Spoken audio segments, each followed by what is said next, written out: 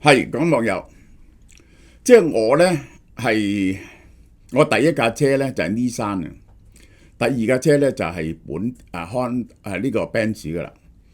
咁呢個係幾多邊年呢？第二架車係 Fiat，就係揸咗好短時期啫，一個月就作用咗，咁就買 Benz 1977-78年度啦，一路坐咗18年都一定只係坐 Benz，唔買第二種車。然後呢，就係呢個1997年之後呢，就再唔買 Benz，咁呢就坐咗一輪 President 呢個日產，跟住呢就轉翻大皇冠，呢個就係呢個豐田，係一路坐到今時今日啊！咁我係認為呢，豐田車呢係天下無敵嘅，你估唔到呢，豐田車呢竟然有即係嗌救命嘅一日，呢個係惠康百佳合併，死啦！咁我真係要同妹姐合併，唔得！我係來自未來嘅你，如果你唔想同人合併，就要保持自己嘅競爭力。只要你足夠強大，就唔使同人合併啦。所以就要食韓國 Hankook Life 現健逆齡配方，佢唔單止有 NMN， 仲結合咗白藜蘆醇同亞精胺，組成抗老鐵三角，效能提升超過1.6倍，仲可以將歲月痕跡洗走。配方入面有 TMG 同維他命 C 組成，身體排污隊，幫細胞清理廢物，清走廢物 NMN 先可以極致轉化吸收。咁犀利，我真係要食啊！嗱，呢隻呢就係而家係熱烈推薦呢一隻嘅，一陣我會講俾你聽點解。咁個價錢係幾多呢？好平嘅啫，你係平通街嘅，我哋啲嘢永遠係1880蚊，食2個月。第一盒8折啦，已經第二盒7折，7折呢1300幾蚊，食2個月。而家呢送幾百蚊嘢俾你嘅。我哋呢期呢就特別介紹大家呢個用呢一個係乳香啊，呢個呢就乳香健胃益生菌，係好暖胃嘅嘢嚟嘅，580蚊。呢個呢就乳香嘅軟骨素，咁呢我哋啲骨呢就會磨損嘅軟骨，咁到咗老咗呢就要換膝頭哥或者打啫喱入去，是但一樣嘢。咁你食呢個呢就保養住。第三呢個呢就用白乳香呢就對皮膚最有效嘅，同埋防曬膏。你買一盒呢就送一個俾你，你可以揀一樣。網上呢就淨係得第2樣嘅啫。嗱，我再解釋一次啦，點解呢個呢喺街度呢係至尊無敵嘅嘢嚟呢？呢個唔使講嘅，一食 M&M 就係咁嘅。因為佢每日食450mg啊，Sinclair 自己呢係食1000嘅，佢食1000嘅。白藜蘆醇，佢又係佢推薦嘅白藜蘆醇同埋亞精胺呢，係會幫助你細胞自噬，同埋呢就係呢個粒線體嘅復活嘅。咁呢個白藜蘆醇100mg係好好嘅份量。呢3個呢係黃金鐵三角防衰老嘅。咁就係我哋嘅白藜蘆醇呢，但係佢話你喺街度食嗰啲白藜蘆醇冇用嘅，我哋加咗啲嘢落去呢，係幫你溶化嘅白藜蘆醇。你呢就要溝喺油入邊，或者喺呢個奶入邊，白藜蘆醇先化到嘅。如果你街度買翻嚟嗰啲呢係冇用嘅。3樣嘢，黃金鐵三角。好啦，豐田2025年交幾多車出嚟呢？全球銷量1047萬，較上年增2%，2年內創歷史新高，有歷史以來最高。海外賣900萬架。增加2.7%，歷史新高。電動化500萬，500萬係咪好犀利啊？因為呢，我解釋俾你聽，呢一個純電動呢係好少嘅，呢個係運動嘅呢係佔咗絕大部分嘅，佢係運動嘅，呢個就係各區嘅銷量呢分化嚴重，北美呢增加7.7%，呢個北美最大。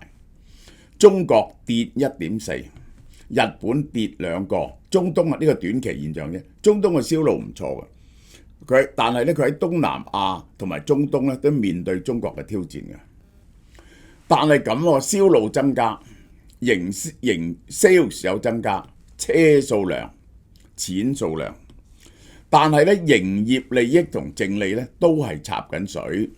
集團已經將2026年營業利益目標由48000億日元變咗38000億日元，即係幾多錢呢？呢個大約係呢一個係千幾億、2000億港紙到300億美金到200-300億美金到，但係咧呢個你要留意喎，係跌咗20% 嘅。嗱，我哋最記得咧幾年前咧，豐田嗰個家族最後一個人咧，即係傳位咗俾做 Lexus 嗰個，而家原來佢又退位喎。新任嘅 CEO 近田大上任之後咧，就降低個損益平均點，即係點講咧？即係邊一點你開始蝕本啊？佢係你要將個成本減低啊！過去幾個月咧，佢一直同供應鏈同員工咧溝通危機感。佢係要嗰啲供應鏈啊！嗱，呢個好獨特嘅嘢嚟。豐田一向對於嗰啲供應鏈咧係要求有咁好、有咁好、有咁好、做咁好，唔係喎。而家咧減低啲成本，有啲嗰啲用嗰啲顧客唔係咁覺嘅嘢咧，可以放鬆啲，減低嗰啲零件嘅成本。咁於是成架車嘅成本咧就減低咗，於是咧就冇咁容易蝕本。嗱，呢個就佢呢個就好反豐田傳統啊！即係豐田咧，日本人做車咧個工藝精神咧，佢唔 Q 理你嘅，佢係一路追求極致嘅工藝。呢個就點解咧？我咁中意豐田車，真係唔使整嘅。豐田車係 indestructible， 呢個係最襟嘅，顧客滿意最高嘅車嚟嘅。佐藤恒治對484家供應商發出警告：如果事情冇變化咧，我哋將無法生存。呢刻汽車產業已經係為生存而奮鬥。呢個卸任社長佐藤恒治，呢個幾年前佢就由豐田章男嗰度係啦，豐田章男度接位嘅。5年前我記得我講過呢個人，佢係做 Lexus 出身嘅，而家咧佢又傳俾下一個。為咗降低生產成本咧，佢強化智能標準運動，唔好追求極致工藝啦。呢個譬如話方向盤表面嗰啲接紋啊，多個頭咧會被退貨嘅。車頂入邊出現黑點會被退貨嘅。電線供應商每個月因為塑膠變色報廢1萬組全新嘅線材。嗱，呢啲咧佢話咧啲客係感覺唔到嘅，尤其是嗰啲電線供應商變色喺車入邊嘅有咩問題咧？係咪？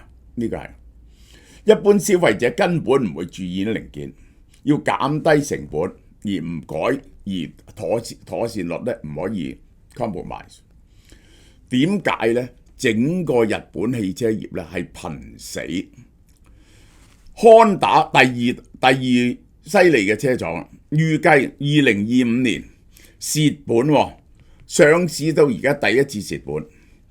三部紅呢個敏宏話，佢同副 CEO 減30%人工，全部責任，淨利潤蝕減咗64.1%，得3000億日元，3000億日元。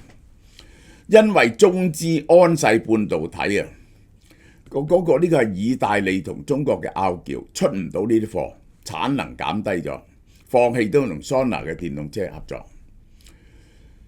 即係我應該咁講啊 ，Honda 咧係慳錢慳到咧，已經進行咗20幾30年個機械人計劃咧都放棄咗。而家咧就重啟咗嘅，因為日本政府出錢資助，重啟翻佢個曾經領先世界嘅機械人。日產曾經世界第6，而家關咗7間廠。日產曾經係全球銷路第6嘅，而家就夾咗，本來夾咗落 Stellantis， 而家又出翻嚟嘅。進入殘酷重整嘅第2年，到2028年咧關7間廠，2025年咧蝕6500億日元。300幾億港紙，呢個負面 negative B 呢個咧係垃圾嚟證券啊！日本7大車廠豐田減25.1%，賺呢個3.57%，佢完全靠運動嘅。我解釋俾你聽，但係關稅令佢減咗個利潤1.45兆啊！呢個係本田呢減咗64.1至6000億，第一次可能蝕本。日產蝕6500億，上個財年亦都蝕6000幾億，每年蝕300億。鈴木跌6.3%，淨係主要喺印度市場嘅啫。呢個鈴木 Isuzu 3900億，呢個 Subaru 變咗1200億，呢個好微薄啊，得幾十億。萬事達跌82%，跌翻200億。墨西哥對出口美國出口關稅嘅衝擊，三菱賺得100億。呢個佢係呢啲廠呢，佢下邊呢幾間廠呢，好多都係出呢啲咁嘅 truck 仔啊，呢啲咁嘅嘢呢。佢係柴油車，佢係有佢嘅優點㗎嚇。日本車喺全球節節敗退，2019年全球係佔31%， 2024年5年後26%，跌咗5%。最大鑊就喺中國市場跌咗1/3。2019年來下跌1/3，呢個世界最大嘅市場。日本官方同產業咧依然強調多路徑，壓住運動、插電運動、氫能、純電，而唔係將純電作為第一答案。嗱，我喺呢度我先解釋咗俾大家聽先，成件事先。我要解釋咗成件事，你先明白。佢呢啲咁嘅傳統車廠咧，包括德國車廠、德國車廠同美國車廠咧跌得更加緊要。佢哋 hold 住百幾年啊嘅 tradition 咧，佢哋係有3大秘技嘅，係佢哋嘅獨門工藝嚟嘅。每人咧都有佢獨特之處，就係個 engine 個變速箱同個車底點樣做法，令到架車咧好揸嘅。點不知咧一轉咗電動車咧，呢啲嘢咧就冇晒，呢啲嘢冇晒。咁好啦，冇晒啦，咁咧就係咧尤其是加速方面啊，你點都鬥唔過電動車。咁佢好過電動車咧，佢靠卡住電動車就係乜嘢咧？就係唔使咁多充電站，冇個里程憂慮。但係里程憂慮咧已經逐漸減低咗。第二咧，佢一向咧平過呢個電動車。咁有咗插電車、插雲車之後咧，佢又同佢差唔多咁平喎。呢個咧就好大嘅威脅嘅。嗱，最大嘅威脅咧就喺中國，因為中國嘅滲透率咧超過咗1半。你諗下，中國咧每年咧以前係賣2000萬架車，全部都係呢一個 ICE 卡嚟嘅，而家咧唔見咗1半。而以前咧6-7成咧係呢啲國際大廠嘅，咁咧即係話佢哋嘅份額喺中國嘅份額咧係減咗1半。而中國係世界第一市場。呢個咧係重擊嚟嘅。第二咧就喺歐洲啦，歐洲嘅電動車咧係去到10幾20%，咁咧又唔見咗。呢一個係 20% of 歐洲，然後咧就係喺呢個美國咧就唔見咗10% 度，咁呢個就比較上冇咁重要。而開始啲電動車咧就走去呢一個東南亞添啊。好啦，嗱我再講講。佢哋冇咗佢嘅長處，佢哋咧就係首先第一，日本政府同埋啲車廠夾埋，完全倒落去呢個氫能車嗰度，呢個咧係證明咗失敗，已經係啊呢個古仔咧講咗10幾20年，佢哋雖然冇放棄，但氫能車咧係賣唔到嘅，呢個我唔想再講啦。但係咧佢哋而家仲頂住到個雞頭豐田，就係因為混能車。日本深耕咗混能車20-30年，混能車嗰啲專利冚唪唥係佢哋嘅，根本係 Prius 嘅，佢做咗幾十年。真正嘅混能車就係日本嘅混能車。嗰個混能車就點呢？佢喺適宜用電嗰陣時咧，佢就用電；佢喺適宜用油嗰陣時，佢就用油。所以咧，佢係好慳油嘅。呢個技術係獨門絕技嚟嘅。獨門絕技嚟嘅。咁後來咧，佢而家咧就依然係靠呢個混能車。混能車咧後來加咗2種混能車。呢一個基本嘅混能車可以插電嘅，加幾個電池，咁呢個最容易搞啦。豐田咧而家就食緊呢一水。第二咧就叫增程式，增程式係點咧？基本上係用電嚟跑，就唔用汽油嚟跑。汽油個引擎咧就係愛嚟 generate 電力嘅啫，分為呢兩類。呢一個搞咗20-30年，佢哋個油電切換技術係世界第一嘅。但係咧，油電車有個大嘅問題係乜嘢咧？就算你有 plug in 都好啦，就係佢始終維修保養咧係麻煩咗嘅，呢個就係。而且咧冇完全用電咧咁平嘅咁舒適嘅，呢個就係佢哋嘅係一個過渡性嘅車，呢因此咧佢哋係危險嘅，呢個就係。而佢哋係唔識做軟件啊！佢哋豐田曾經用咗幾百億日元請一大隊 team 由外國翻嚟做呢個軟件，愛嚟控制成架車整到 OS 出嚟咧，結果完全失敗嘅。佢哋唔識得做軟件，而呢一個根本嘅純電動車咧，就係個電腦嚟嘅，呢個就係。問題係越嚟越多消費者用真金白銀表達愛好嘅時候咧，市場對多路徑嘅耐心下跌。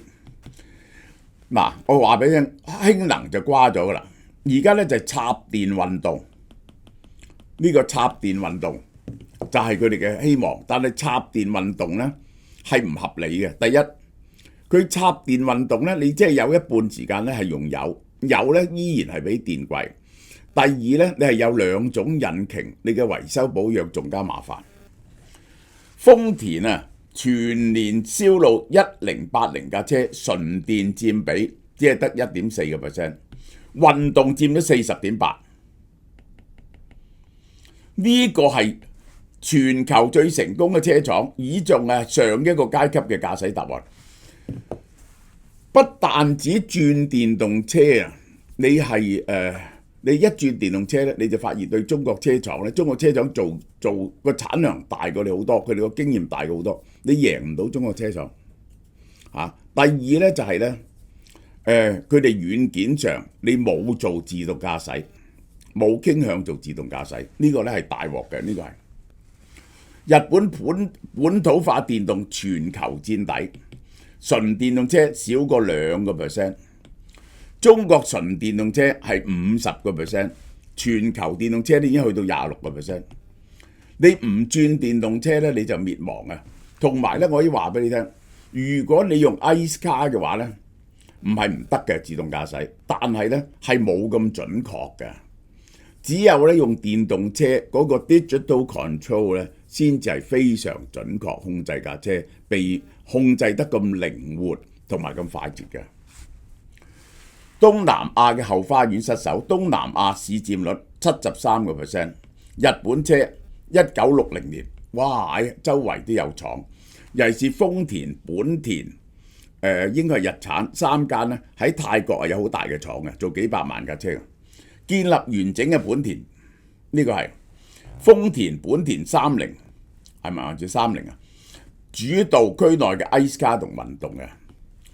好啦，5年前仲係咁，5年後中國車由2.8升到11.5咁尤其是最突出嘅就係呢一個吉利喺馬來西亞買咗馬來西亞自己嘅車寶騰。中國前5車企咧已經佔10%啦。越南整一架自己出嘅車VinFast 佔咗4-5成越南做咗架電動車出嚟。喺佢國內相當成功嘅，呢個就係。好啦，霍爾木茲海峽通航不暢咧，豐田、萬事達、日產呢啲車咧相繼減產。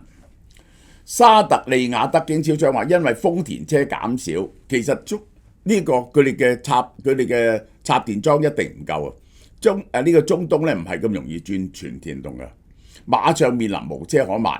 而家咧愛嚟賣長安汽車，中國品牌比同級嘅日韓品牌平2成至4成，而且好多配件，即係我哋講嘅梳化靚啦，有按摩椅啦、大螢幕啦、呢個雪櫃啦，呢啲咁嘅嘢配備好齊全。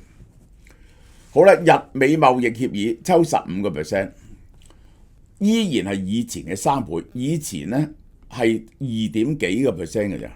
7大車企因此唔見咗2.5萬億，因為佢哋唔敢加足個價，整體被關稅拖累。淨係豐田一間唔見咗1.45萬億。電動車本體就係一個裝住碌嘅電腦，軟體緊要個硬件。呢個就唔係日本，係喺日本同德國都喺機械工程嗰度佔優。我都話佢技術呢一個百年工藝就係喺個 engine 點樣極致呢一個變速箱同個車底盤。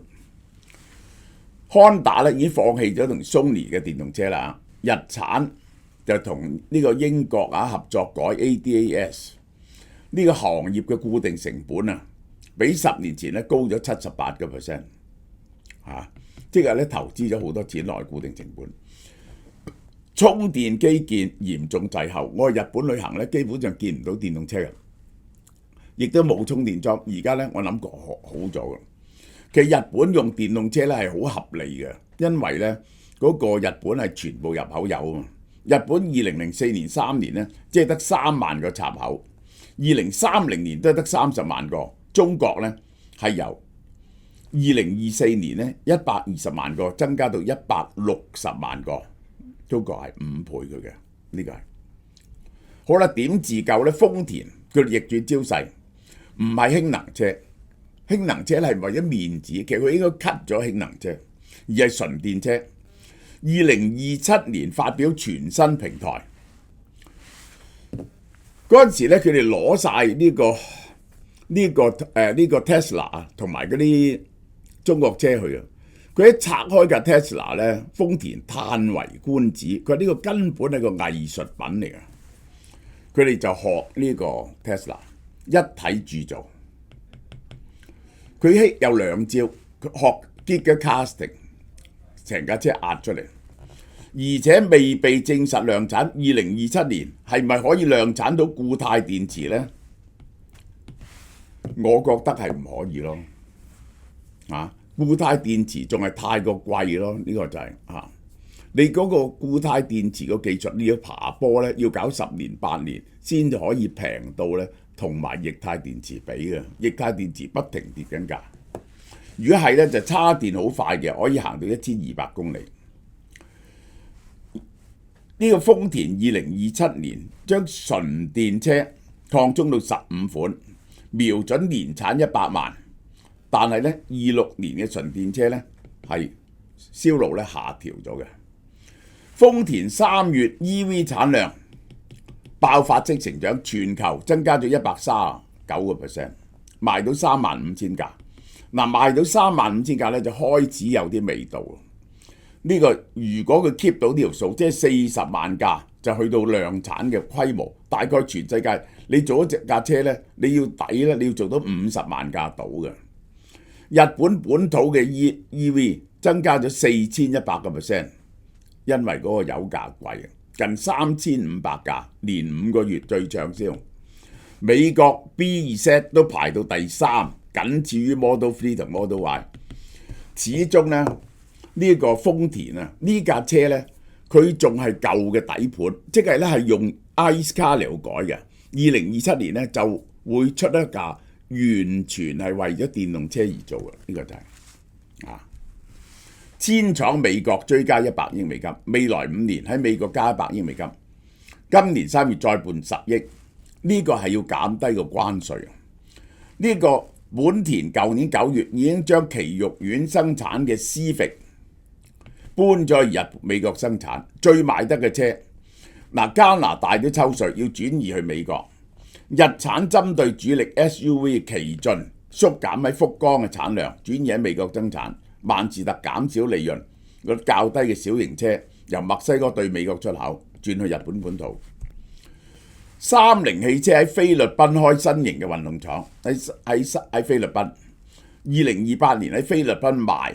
呢個係瞄準中國車企嗰個運動市場嘅需求。豐田呢就喺日本生產皮動嘅 pickup， 今年主要喺東南亞銷售，越南呢亦開始本地化生產運動，繼前指泰國、印尼、馬來西亞之後，日產呢計劃將佢中國工廠生產嘅電動轎車出口去東南亞。呢個係2-3年前難以想像嘅，呢個就係佢有一個亮點咧，就喺印度佢哋贏嘅。印度每年嘅運動車銷量36.3萬架，近6年4倍成長，係非常合理嘅嚇。運動車咧係慳油啊！我嗰架都係行動車嚟嘅，我架 Alpha 都係電動車嚟嘅。Tesla 即係賣400架啫，印度車賣3600架，比亞迪賣7000架，暫時佢兩個都挑戰唔到佢嘅。呢個就係 Donald Trump 取消電動車補貼之後咧，美國嘅 EV 需求放緩，運動車係最實惠嘅。嗱，美國人啊仲好多咧排斥呢個電動車嘅，所以尤其是喺中西部咧，好多都用運動車。運動車咧係最慳油嘅。S&P 估計運動需求未來2-3年咧將會增加10%。豐田同本田係領先嘅，呢個係豐田、本田、現代、福特、雷諾夾埋佔全球運動車市場嘅90%。呢個係呢個純運動咋，唔計呢個增程啊，唔計呢一個係呢一個係匹煙運動同埋呢個PHEV 啊。運動帶嚟嘅穩定現金流咧，就養住咗佢嘅。豐田咧，我覺得嚟緊幾年咧都唔使擔心嘅。印度係日本車最關鍵嘅新增長引擎。印度係世界第3大市場。印度經濟體全球第5，係大型經濟體中增長最快嘅。呢一個 Suzuki 過去10個月賣出180萬架車啊，就係靠 Suzuki 咧，就靠印度噶啦。日本同印度合作嘅 Toyota 呢一個賣出36萬架，鈴木喺印度市場嘅表現就係靠佢印度先有錢賺。嗱，印度市場主要賣乜嘢咧？豐田 Toyota 呢一個強運動 MPV， 印度家庭最熱門嘅 Suzuki、Grand Vitara 同豐田技術共享，印度組裝嘅運動嘅強運動嘅 SUV。Toyota 呢個 Toyota 第二個 Kirloskar 全車系賣出36萬架，9.15係強運動。未來12月嘅新車8款更加多。現代、起亞、雷諾、本田都推新嘅運動車，呢個係運動車型總數係8款，對比 EV 咧超過40款，但運動咧以1敵5。好啦，豐田同比亞迪，豐田會同比亞迪、華為喺中國開發電動車。即係咧，我要講俾你聽咧，而家咧日本車廠、美國車廠、歐洲車廠都要學同中國車廠合作嚟到發展電動車，因為中國車廠已經做到好大規模嘅量產，個成本係碾壓佢哋嘅。喺日本同大多數西方車廠入面，豐田係唯一一個喺中國市場保持到穩定市佔嘅，佢而家依然係6%。但係咧，比亞迪第一係13% 啊。而家咧吉利啊，整體嘅車咧係追過比亞迪，但佢有一半係 ICE car 嚟，有大半係 ICE car。豐田喺中國市場咧2025年第一次翻去增長，新嘅 EV 車型強勁嘅運動表現拉動，日產亦都增加翻2%。佢哋咧連衰咗4年之後咧，就係靠運動車帶翻上嚟，同埋有啲 EV 車。4個決定生死嘅變數，豐田2027年啊，佢新平台會推出啦。固態電池能唔能夠推出呢？嗱，我話俾你聽啊，固態電池如果可以推出啊，你先會見到固態電池呢。點解我係確定佢個成本唔能夠推出呢？如果佢個成本今日已經用得，就已經用咗喺 laptop 啊呢啲嘢上邊嚇。呢啲咧固態電池咧就仲未成熟嘅表現，因為呢啲咧用好少電池啊，佢唔係咁，佢可以 afford 個電池貴啲啊，車咧係用好多電池。會唔會同比亞迪縮小？佢咧如果技術咧就靠固態電池，但係固態電池咧唔能夠太貴。中通幾時恢復翻穩定？呢個唔緊要。15% 關稅會唔會降低呢？咁呢個唔會降低。本田日產已經破裂啦，呢個係，但聯合採購電池供應依然推進。焦慮者先能夠生存。豐田前社長佐藤恒志對嗰啲供應商講：呢個佐藤恒志做咗5年，結果呢，就係個電動車呢係推進咧係非常之慢嘅。我哋睇下豐田全球累積銷量第一嘅呢隻嘢，就係佢呢隻 plug-in 呢一隻王牌嘢 hybrid， 喺全球銷路支柱，第6代大改款，第6代 PHEV 動力系統，嗰個技術完全係豐田嘅，你哋冇得做嘅。即係呢，喺呢個喺公路上邊咧 highway 度呢，佢就行油嘅。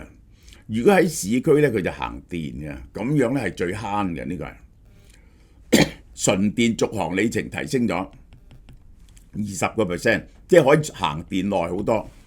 系統總輸出功率320匹馬力，4輪驅動，呢個真係競爭力好強，呢個好受歡迎嘅嘢。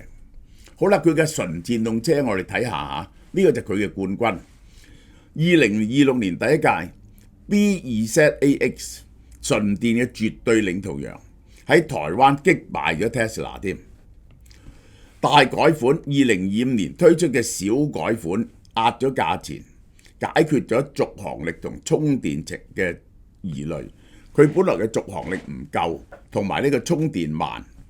26年消費者對於非 Tesla 嘅信任度提升，豐田個牌子依然好犀利，喺台灣咧就超越咗啦。我哋睇下佢賣乜嘢車嚇？呢個 B2ZAX、B2Z4 呢一架嘢呢架嘢喺美國市場買萬價，增加78%，係呢個 Tesla 陣營之後前3大純電。我覺得佢會爬上去。豐田始終個牌子令人好大信心。歐洲市場升85%，總銷路達到呢一個係25,000架。台灣奪得冠軍，澳洲市場840架，呢個係加300%，企得住嘅，佢企得住。但係你唔向智能走咧，就大鑊噶啦。呢架車係點㗎？呢架車係330匹馬力，電池容量74.7 kW， 續航516公里嚇。呢個公里數係唔夠嘅，呢個係最多567，人哋去到700、800，佢個續航仲係慢嘅。慢速11 kW， 呢個係鬆短，快充150，標配電池解決充電問題。充電界面北美市場對接 Tesla 嘅，呢架車仲係用燃油車做基礎改嘅，出年咧就有個新嘅架構。好啦，佢全球係賣乜嘢呢？ Corolla 全球銷路冠軍，包含 Sedan 同 Corolla Cross 喺台灣保持霸主。呢個運動車第6次大改款，呢個好犀利，呢隻嘢係增長最快嘅車款。呢個係油電車，又係油電車。呢個係小型休旅車，歐洲休旅車第一。呢個純電動車，呢個係開始踏入主流。Camry 咧又係油電，佢大部分都係油電嘅，佢大部分油電。中大型係 SUV 當道，但油電需求依然強烈。我嗰架我唔知啊，我嗰架 van 仔咧買翻嚟原來係油電嘅，油電真係慳好多錢嘅呢架。畢老爺，今年有啲特別啊！哇，真係好好味啊！屈原投江2000幾年，從來未食過咁震撼嘅粽啊！台南傳統粽老腩啖啖肉，至尊惠州粽蛋黃超滿足，棗蓉鹼水粽軟糯添口福，早鳥最低78蚊兩隻。我都要去香港俏貓貓超市掃貨。好啦，至尊惠州粽88蚊兩隻，呢個台南傳統粽88蚊兩隻，呢個食得咧咁啊呢個棗蓉鹼水粽78蚊兩隻，香港包嘅，完全係大家可以食得放心。呢個就係超級營養快遞員，呢個係嚇，佢係每包含99.3%，冇嘅呢隻嘢街度嚇，白蛋白複合物嚇，係丹麥 Overdam 嘅專利原料嚟嘅，呢個就係白蛋白係乜嘢呢？又叫血清白蛋白，佢其實咧係肝臟製造出嚟嘅一種主要蛋白質，係愛嚟維持嗰個血液嘅滲透壓嘅，即係將嗰啲物質運出去嚇，好似藥物啊、代謝物啊嘅功能。如果身體白蛋白降低嘅話呢，血管入邊啊個膠體滲透壓下降，水分流失到組織之間，最典型嘅咧就有水腫啦，尤其是腳啦、腹部啦，同埋仲疲勞無力、傷口愈合慢、免疫力下降同營養不良嘅。白蛋白咧，你年紀大就會減少噶啦，所以要食呢個就服呢隻白蛋白，好平嘅啫，160蚊，第一盒9折，第二盒7折。呢個係你查下書就知道白蛋白係咩嘢。